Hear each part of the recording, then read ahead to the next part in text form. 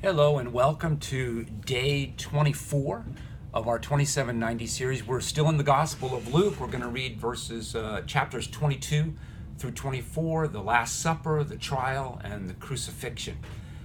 One of the most telling commentaries and dialogue that I see in the Gospels happens here in this chapter, where the Pharisees, the chief priests, the scribes, the lawyers, they all get together for an accusation against Jesus. And they say, if you are the Christ, then tell us plainly. And the way that Jesus responds to this, I think speaks to us in the church today. He says to them, if I were to tell you the truth, you still wouldn't believe.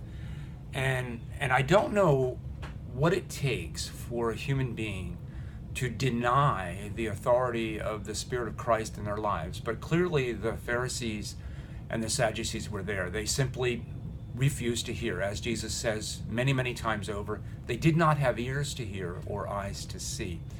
And that's sad that we have such hardened hearts sometimes, that we don't allow the Spirit of Christ to help us to understand what it means to live out our lives according to our created purpose.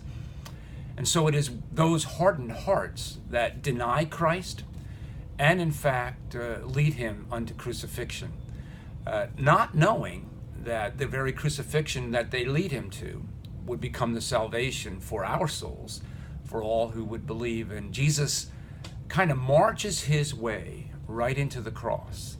He knows full well what's going to happen.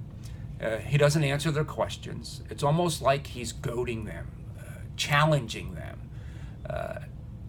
almost commanding them to crucify him. And so I hope that you learn a little more about the power of the cross as you read Luke's rendition of the crucifixion of our Lord Jesus Christ.